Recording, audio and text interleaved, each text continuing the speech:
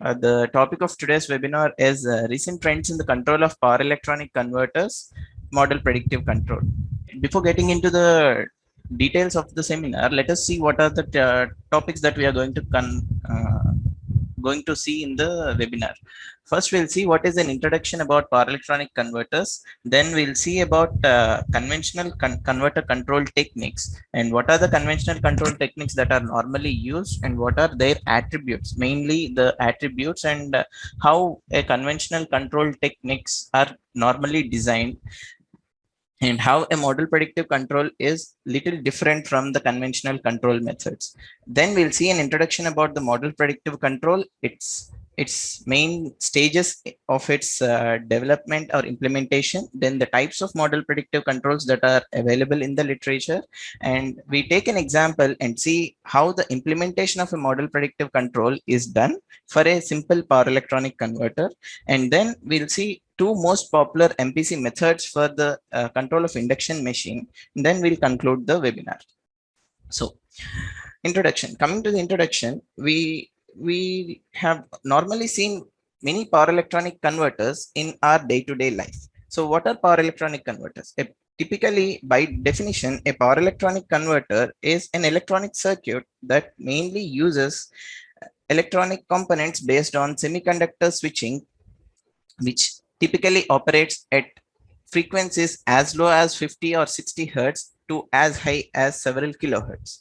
Now, these power electronic converters are present everywhere and they are useful mainly for power transfer, power conversion, and power conditioning. And of course, there are many more. And the applications of these power electronic converters ranges from a milliwatt range to several megawatt range. So having said that, going to the power electronic converters and the conversions, typically or broadly, the power electronic converters that are available in the literature can be classified into four categories. The first one is a DC to DC converters. The second one is DC to AC converter. The third one is AC to DC converter and an AC to AC converter. Now, DC to DC converters are typically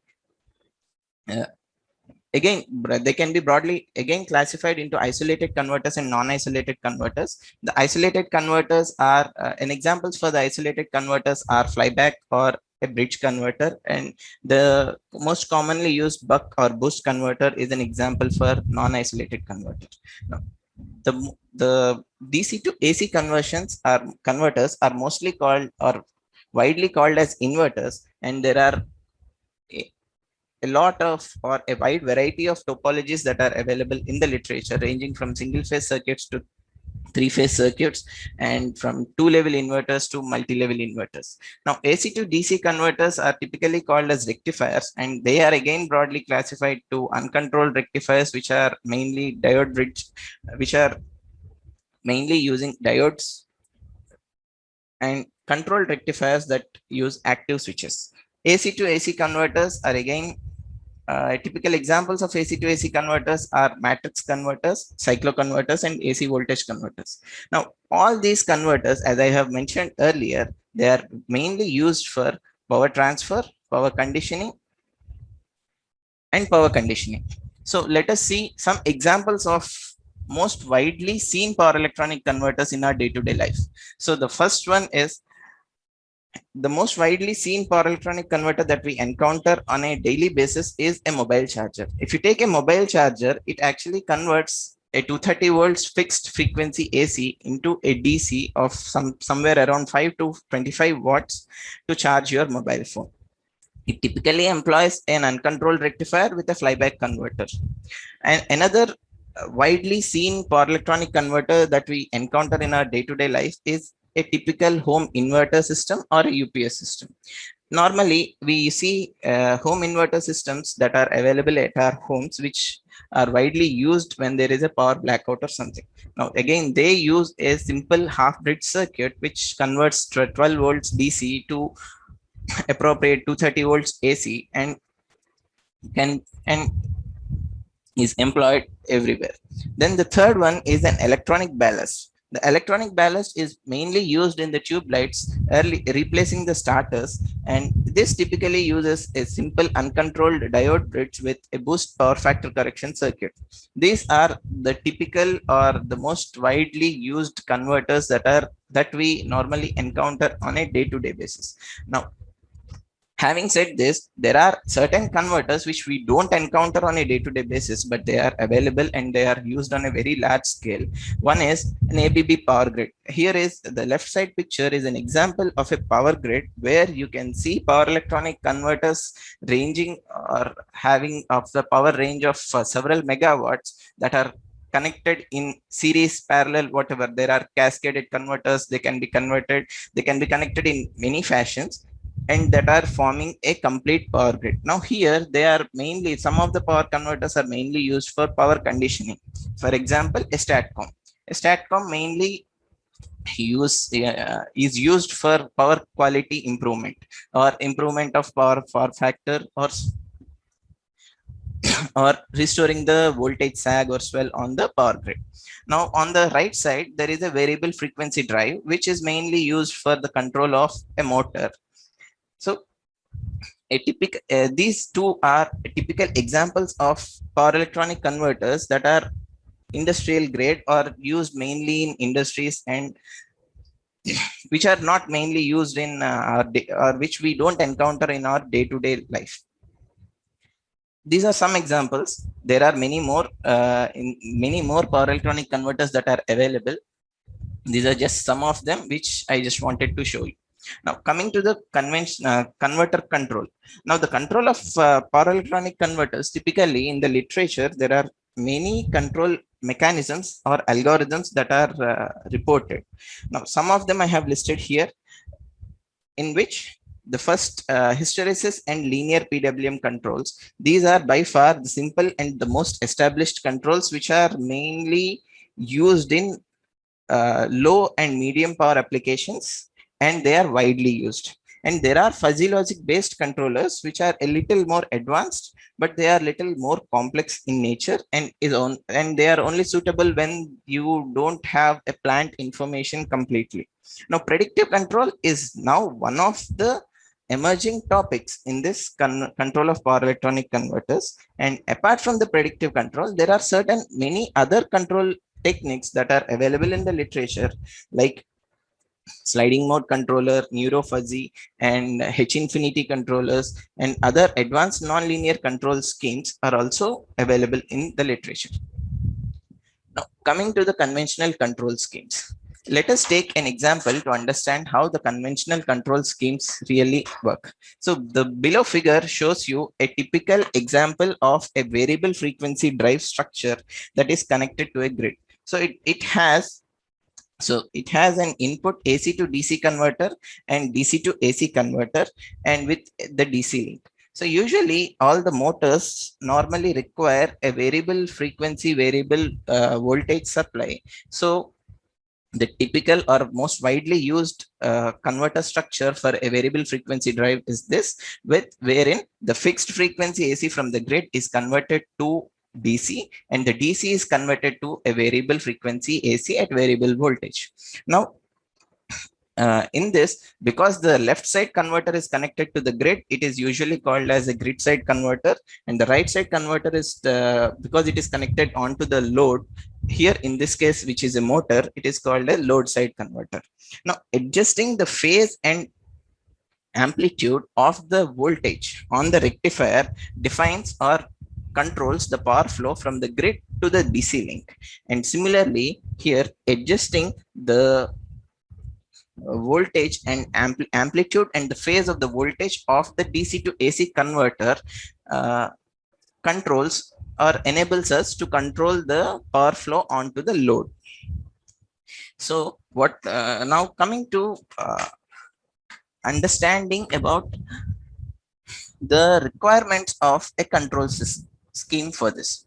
Having seen that there are three pivotal requirements for any control scheme to control this. Now one is we need to have a lower distortions with respect to the switching losses, and then the control algorithm should have or should be capable of controlling the converter at a reasonably fast rate.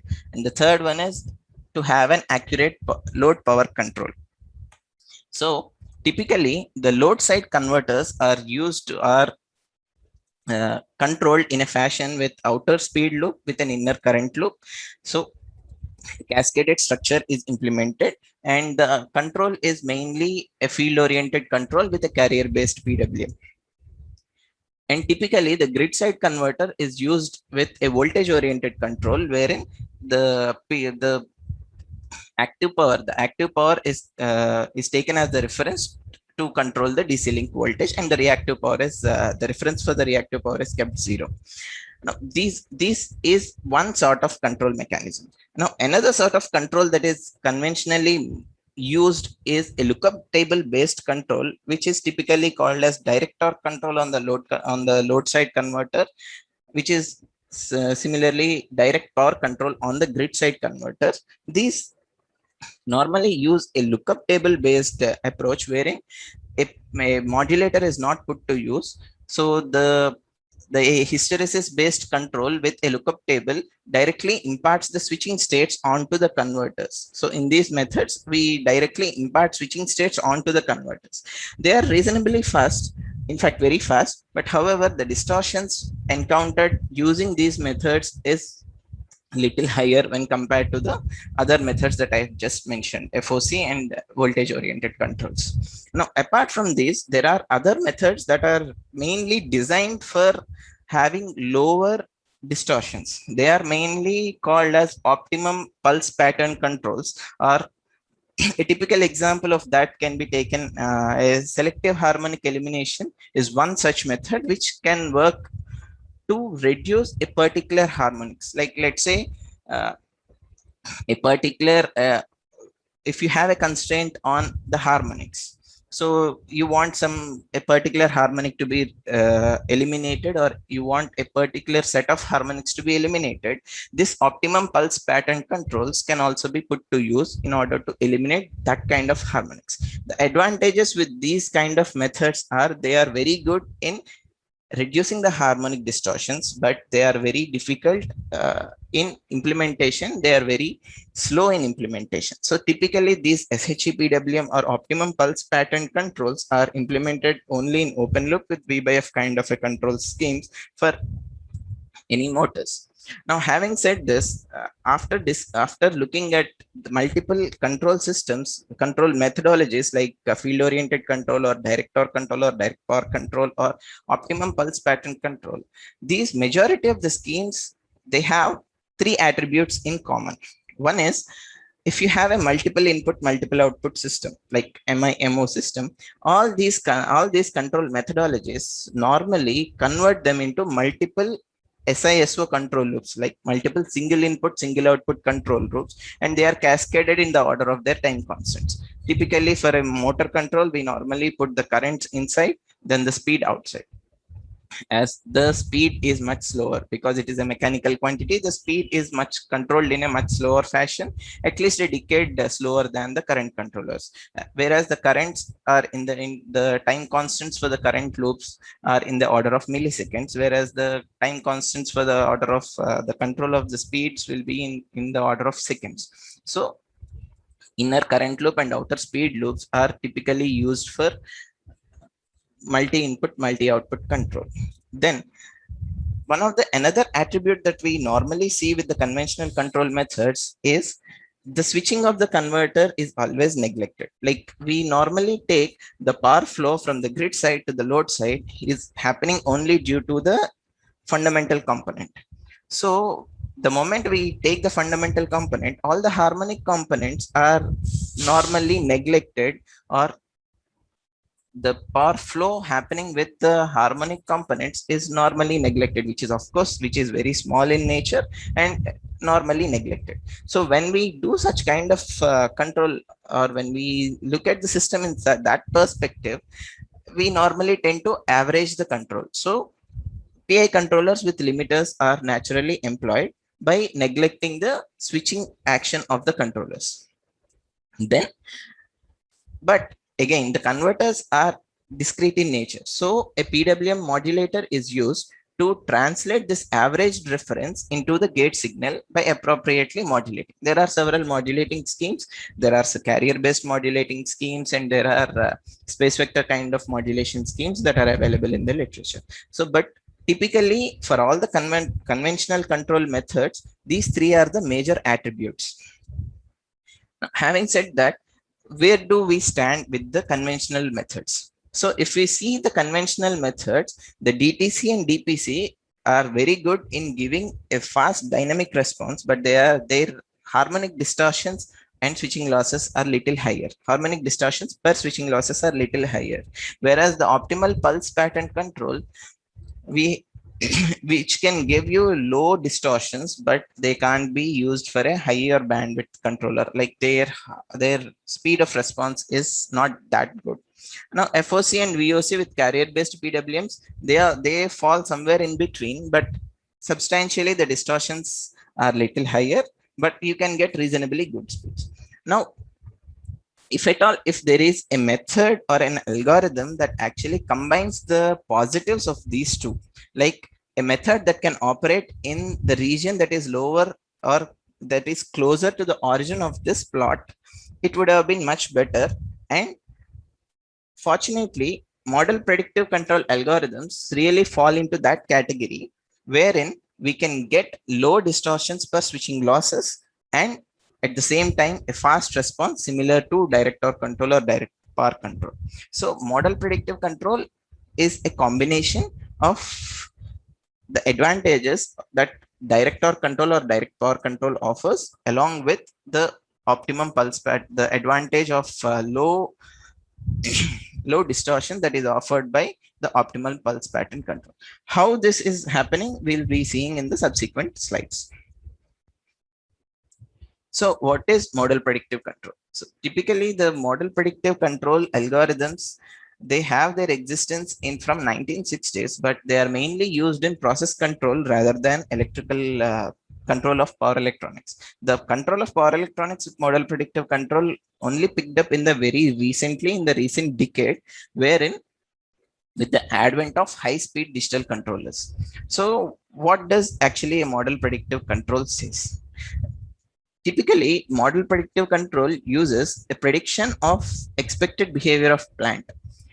As the name suggests, we tend to predict the behavior of the plant and determine an appropriate control strategy.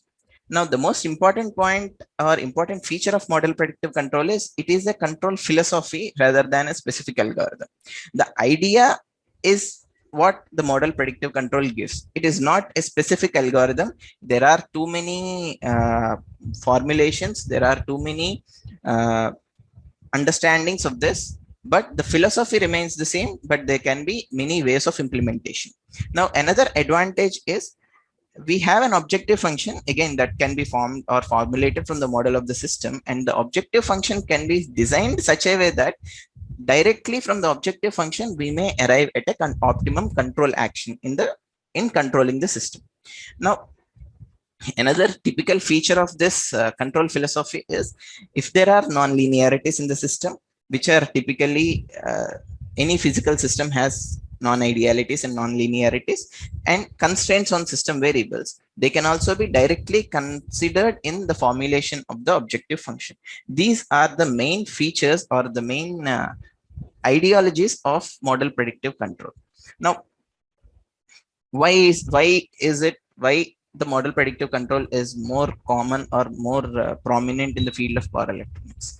Now, it has certain advantages or salient features, which are, the first one is it is very intuitive. So it is very easy to understand. And if you understand and implement for a variety of systems, so if you understand the control philosophy for a single converter, you can extend it to any converter, or you can extend and you can understand or you can extend it to any converter that is available, and provided you can appropriately model the converter.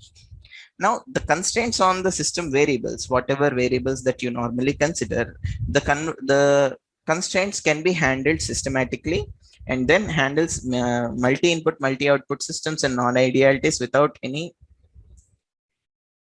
sorry, without any problems, then typically feed forward, it is also a feed, it is implicitly feed forward control. So there is a feed forward control implicitly embedded in the control algorithm itself. So you can get a very good control response, a combination of feedback and feed forward controls. And unlike PID control or any conventional PI based control, model predictive control can handle challenging dynamics.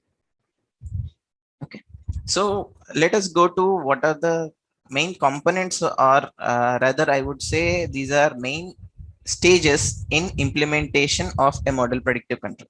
The first stage is a prediction. The prediction is something like, as the name suggests, you have to predict the future or predict the behavior of the system. So you have a control action for your controller, you try to predict the possible consequences. Like, let's say I have a control action, I try to input this control action onto the converter and see how the converter behaves. Now what parameters are going to change? If you have a proper mathematical model, you can just predict the behavior or predict the parameters. Now while designing the prediction, you need to understand that you need to predict the change or the predict, let's say you give a control or you give a change in the control action, you need to predict the system till it settles. So that is one stage or one point that you need to take care when you are predicting. Now second one is receding horizon. Receding horizon is something that deals with updating the predictions. So it is like how frequently you are updating, or it can also be thought as a moving window. Like you are actually, you have a horizon, like you have a vision, and you are constantly moving in time.